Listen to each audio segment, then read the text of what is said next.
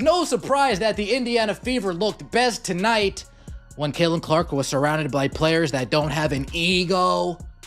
Surrounded by players that said, I'm going to be MVP of the WNBA this year. You see how easy it is when you just let Caitlin play ball and others follow. Finally, after months of dealing with doubt and watching critics and haters seize every opportunity to tear her down, Caitlin Clark reminded everyone exactly why she's that girl. The Indiana Fever didn't just beat the Atlanta Dream last night, they obliterated them, 99-82. In a performance that silenced anyone who ever questioned whether this team and this player were better off without their superstar. It is now a final 99-82. Right here, 29 points in the third quarter, 30 points in the fourth quarter. That might be the best second half of the season, the best fourth quarter of the season. Look at these bench points. 29 bench points tonight.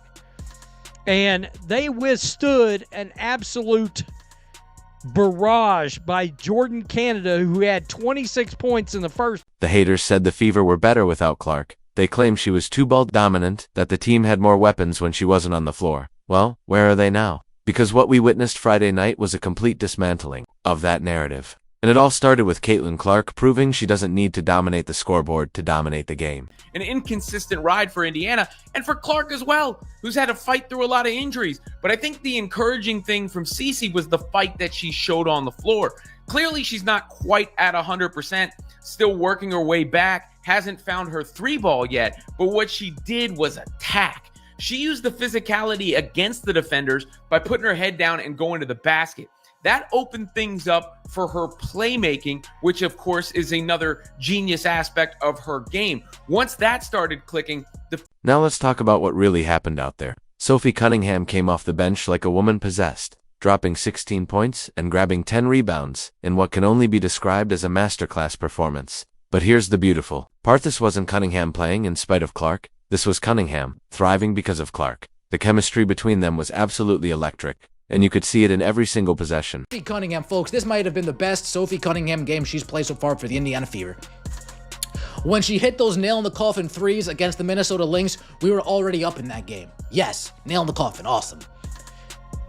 But we were down in the third quarter. We were down 52-47 in the third quarter. And we came back and won.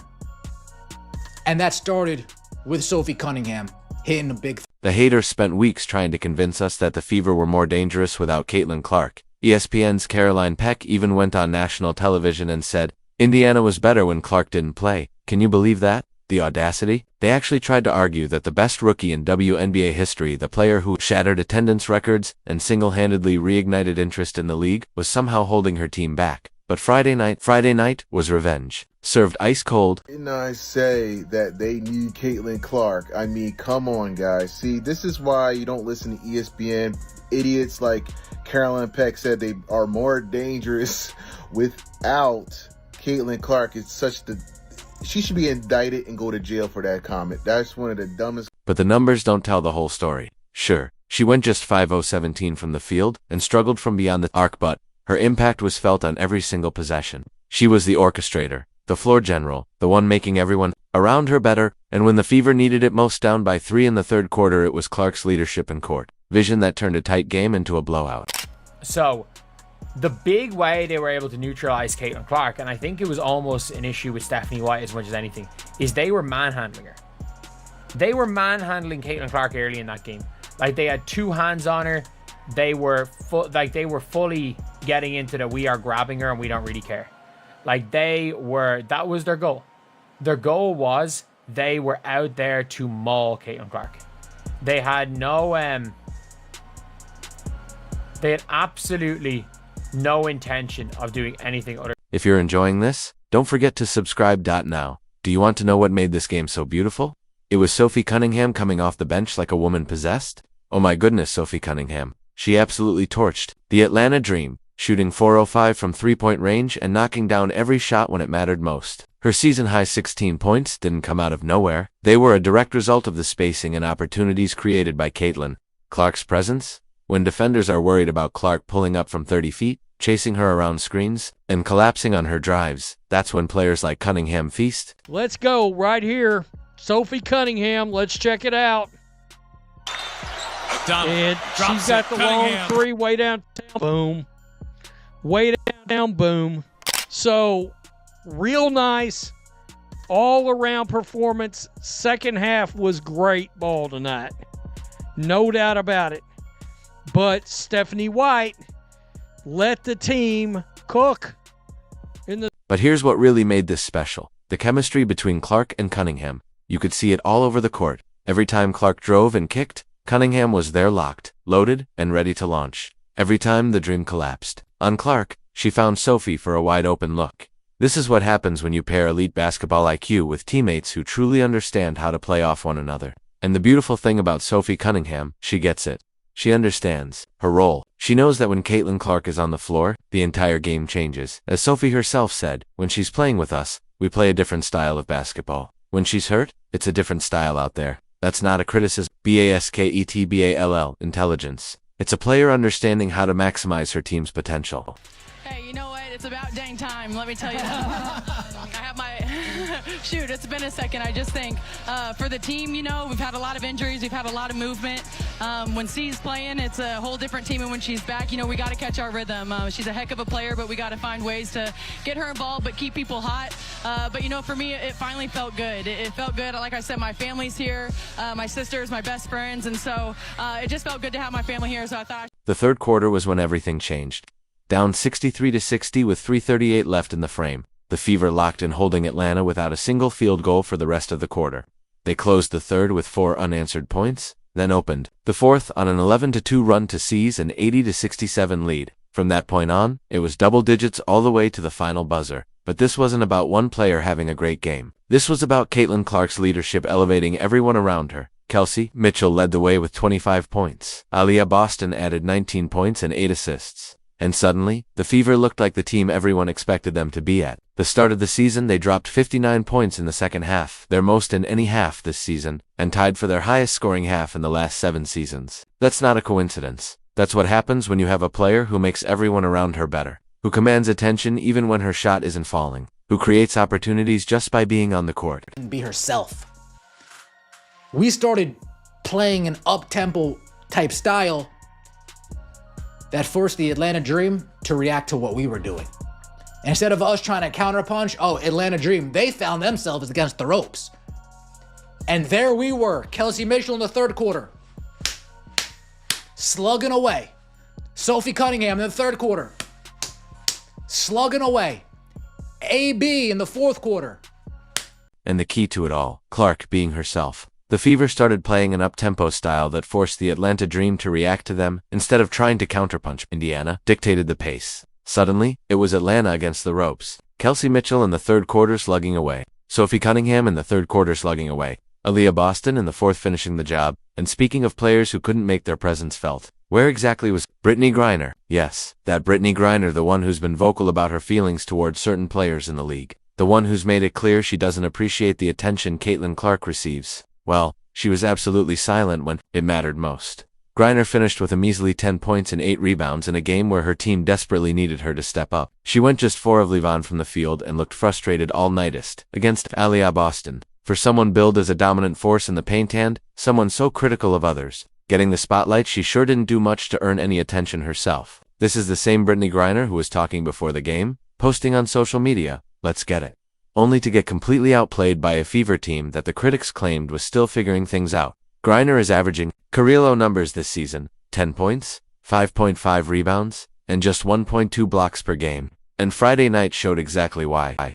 This game, in the second half, we didn't take our foot off the gas. We put our foot on the throat of the Atlanta Dream. We didn't tell Caitlin Clark, "Whoa there, lassie." No, we said, "Caitlin Clark, roam free. Fly like a butterfly. Flap your wings. Spread your wings. And watch the team." For months, we've heard the same tired narrative that the Fever are better without Caitlin Clark. ESPN's Caroline Peck made waves by claiming Indiana was more dangerous when Clark didn't play because she was ball dominant. That narrative got louder when the Fever picked up a couple of wins during her injury absence. But here's what really happened. The Fever went 2-3 in the 5 games Clark missed. They struggled to close out games. They lacked her playmaking, her poise in clutch moments, and her ability to elevate those around her. They looked like a team missing their best player, because that's exactly what they were. Friday night's performance was the definitive answer to all the critics. Clark didn't need to drop 30 points to prove her worth. She didn't need to take 20 shots to show her value. She proved that her impact extends far beyond the box score, that her presence lifts every teammate, and that this team can only reach its true ceiling when she's on the floor. Best player on the team. Now, they show that they're a quality basketball team without Caitlin Clark, but they're not a championship team without Caitlin Clark. They proved that, okay? So with that said, they need Caitlin Clark. Caitlin Clark sets her teammates for success, sets better plays, better passing.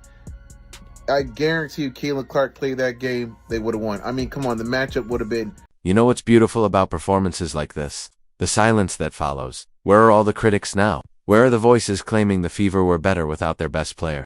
Where are the analysts who pushed the narrative that Caitlin Clark was somehow holding this team back? They're nowhere to be found because there's nothing left to say. When you watch Sophie Cunningham go 4 of -5 from 3, when Kelsey Mitchell drops 25 points, when Elia Boston facilitates with 8 assists, you realize this isn't happening. In spite of Clark, it's happening because of her. The fact that Clark can have an off shooting night and still completely control the game tells you everything you need to know about the level she's playing at. She's not just a scorer, she's a floor general, a leader, a player who makes everyone around her better just by stepping on the court. Sophie Cunningham showed up. This was the kind of game that we've sort of been waiting on from Sophie. Her breakout Indiana Fever performance. The rebounds were huge. By the way, she had, I believe, 7 or 8 rebounds in the first half of this game. All right, before she started knocking down all... Here's the thing about Caitlin Clark that drives her haters absolutely insane. She knows exactly how good she is. She doesn't need to prove it with trash talk or showboating. She lets her basketball do the talking. When the critics get loud, when the doubters start questioning, when the haters pile on, she simply goes out and reminds everyone why she's the face of women's basketball. Friday night was the perfect example.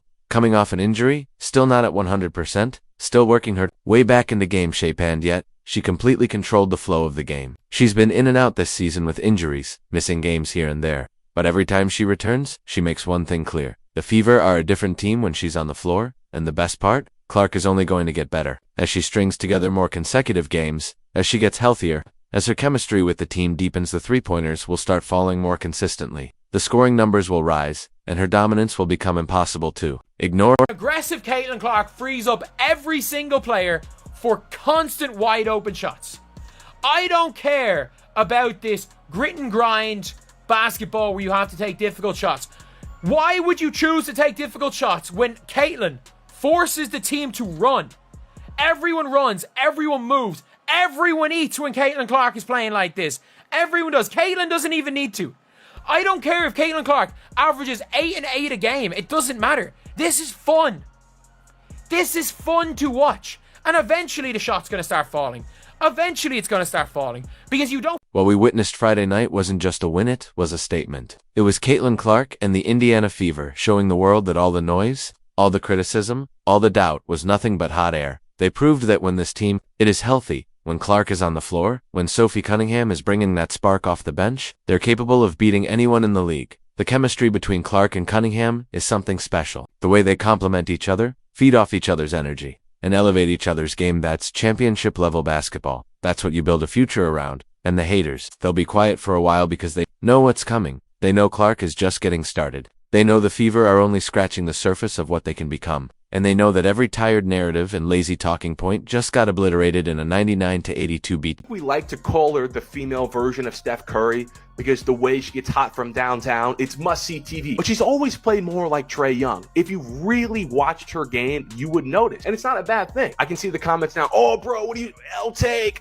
Because people don't know how Trae Young plays, but it's play style, right? These are two players who dominate on the ball, not off the ball, very much on the ball, and make a ton of plays with not only their shooting range, but their passing skills, right? Like Trae Young can shoot from the logo and score the basketball just like Caitlin, but he also has an assist title like Caitlin. But the issue with their games is that it leaves them liable for a game or a stretch where they can just not hit it. Caitlin Clark is that girl. She's always been that girl, and she's always going to be that girl. Friday night, She reminded everyone exactly why the Indiana Fever are a completely different team when she's on the floor. The doubters can stay mad while the rest of us enjoy watching the most dynamic player in basketball continue to rewrite the rules of what's possible. The Caitlin Clark Revenge Tour. It's just getting started, and the haters better get comfortable being uncomfortable because this is only the beginning.